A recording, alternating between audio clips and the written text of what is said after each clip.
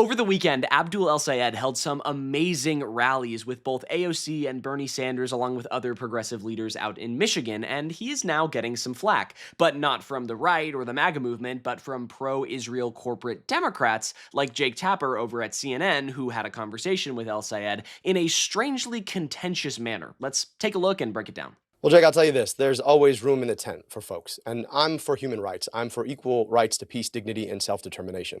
Whatever you think about the right of Israel to exist, I wonder if they have a right to our tax dollars. And here's the thing about it. Every time I come on CNN, you guys ask me the same questions about these theoretical rights of existence or whether or not I agree with the mayor of New York. I'm running for Senate in Michigan. And in Michigan, people can't afford their basic needs. They don't get the healthcare they need and deserve. They're worried about the quality of their kids' school. And the question seems less to be about the interests of Michiganders than the fact of something happening 6,000 miles away. I'm running for Michigan Senate, and I want our tax dollars spent in Michigan on our schools and on our healthcare. And the idea that somebody wants to vote to send that money away, to me, seems to be an anathema. So, with all due respect to the mayor of New York, I just think my tax dollars should be spent here. And I'd rather have a conversation about Michiganders than what's happening 6,000 miles away. Yeah. Okay. We're going to pause it right there for just a second to highlight some of what Abdul El-Sayed just talked about here. He mentions that every time he's on CNN, they always ask him about his Israel position and his Middle East policy every single time. And he's not wrong. Every interview he does, the question comes up. Obviously, it is a major topic of concern and people talk about it quite a bit. However, it is interesting that a Muslim, openly Arab candidate happens to always get asked about his opinion on this issue that happens to go against the status quo of American politics that the vast majority of Democrats actually do agree with nowadays. So it's just very interesting there. And then Abdul continues here to push that message home of spending our tax dollars here, having this messaging of actually using the money that we have to help people, universal child care, Medicare for all, better housing, all of these things that seemingly are unpopular policy because we need to keep sending that money to Israel. So let's take a look and continue here with the Jake Tapper interview where he talks a little bit about the Iran conflict. The war with Iran is clearly heating up. 3 U.S. service members, well, 2 were killed and 1 is missing overnight. They were stationed in Jordan. 20 weeks ago, when Iran's supreme leader was killed, you told your staff, according to audio obtained by the Washington Free Beacon, quote, "There are a lot of people in Dearborn who are sad today, so I just don't want to comment on Khamenei at all," unquote. I thought that quote was interesting because the Ayatollah has killed tens of thousands of innocent Iranians, not to mention the proxies that Iran has funded that have killed innocent civilians all over the Middle East. Why were you worried about offending people who support the Ayatollah? Jake, on a day where we're mourning the loss of 2 more service members in a war we never should have fought, I think all of us ought to step back and ask whether or not everybody in Michigan, frankly, everybody in America, shouldn't be sad about the fact that this president, backed by the prime minister of a foreign government, took us to a war we had no business fighting in. So yeah, I didn't want to comment on it then because it's a ridiculous pretext. And now you're asking me about the Ayatollah, who's dead, by the way, and you're not asking me about the service members who've died. You're not asking me about whether or not this war should have ever been fought. You're not asking me about whether or not the costs that are being borne by Michiganders in the tax dollars we pay or the gas prices that are insane right now are worth it. And so, look, let's have a conversation based in Michigan. I'm running for Senate in Michigan. And I think here in Michigan, all of us are probably sad about the fact that we went to war that we never should have fought. I'd rather our money be spent here. All right, so again, another major point there of contention. Jake Tapper just immediately being like, so why do you support Khamenei and why are you, a pro-Khamenei Iranian extremist? That's the implication of this question here that Jake Tapper is asking Abdul El-Sayed, which, again, an openly Arab Muslim man, and Jake Tapper is insinuating here that he is now being, very coddling, supporters of the Iranian regime. It's just an interesting approach to go about it, really, when El-Sayed gives the answer here that, yeah, he's sad that a bunch of American service members are now going to have to go off and die potentially for Israel, right? Or go off and have prices go up, have skyrocketing oil and gas and all of these things that he talks about here.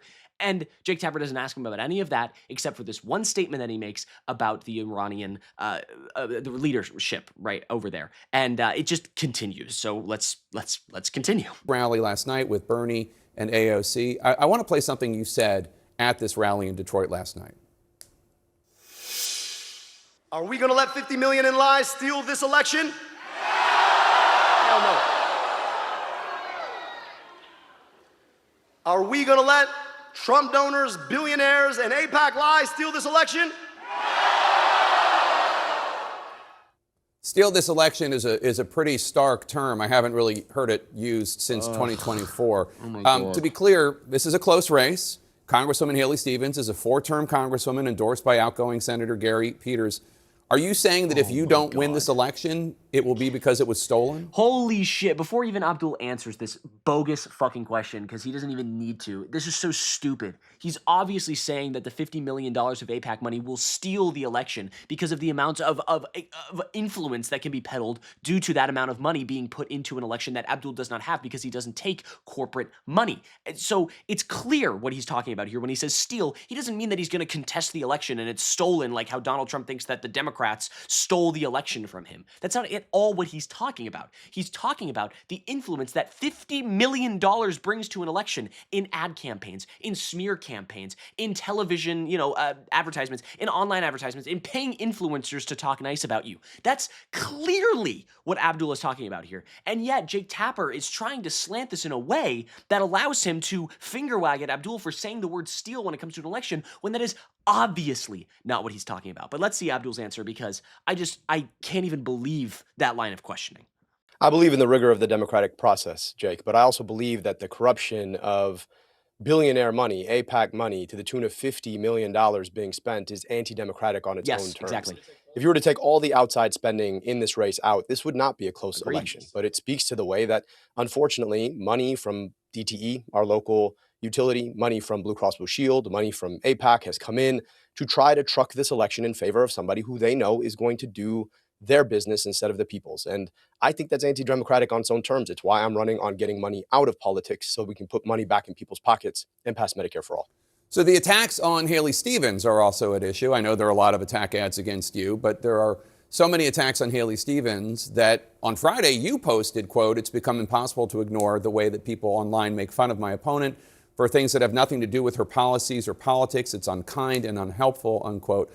It's true that there are some really harsh comments about Haley Stevens that I've seen. Here's one. Quote, "She's a suit with a large AIPAC bank account. That's it. She can't string together 2 coherent sentences. She's a sellout who forgot how to think for herself. Corporate money can't buy her a personality." Do you know who said that? That was you in your campaign. And I want to speak to that because every single time we talk about Jake Tapper thinks he got him there. Jake Tapper's like, "Ooh, I got you. Look at this smug little fight. Ooh, what do you think about that, El-Sayed?" He's talking about her taking millions of dollars from corporations, you stooge. money coming in as a crutch in this election, it seems as though we're not hearing any explanation as to why. I think we saw some of it last week when the Congresswoman voted in favor of sending $3.3 billion of our tax dollars that should be spent on our healthcare and our schools to a foreign government to buy bombs and tanks. I would really like to hear a fulsome explanation of exactly what the trade-off has been. And unfortunately, $50 million doesn't fall off trees, doesn't come from nowhere. It comes because there's been some expectation on the back. So I want to know what was said to get that money into this election. Yeah, exactly. There we go. Oh my God, Jake Tapper is he pisses me off in this one big time. And he talks a lot about Israel here, and he talks about how Abdul El-Sayed and talking about the Ayatollah and all these things. But I wanted to pull up this tweet, and I forgot to a little earlier, so we're going to take a look at it now. Where Mehdi Hassan says, "Interesting that Tapper mentions how bad Ayatollah Khamenei was for killing thousands of Iranians, given his colleague Dana Bash just did a softball interview with Benjamin Netanyahu, who has killed tens of thousands, maybe hundreds of thousands of Palestinians in Gaza." And also, we're going to take a look here at a moment that Hassan Piker had on his stream, where he's also looking at this same interaction between the two of them. And he mentions that Jake Tapper just recently did an interview with Donald Trump, and it did not go the way of this Abdul one. So let's take a look at this clip from Hassan here. Okay, in the most contentious environments, and I would go so far as to say this is probably more contentious than Fox News. It's crazy, but I think Jake Tapper is probably a tougher interview for someone like Abdul El-Sayed than the average Fox News guy. Because unlike Fox News, he has prestige amongst liberals, and he always will weaponize the legitimacy that he has in liberal circles to attack Muslims. Okay?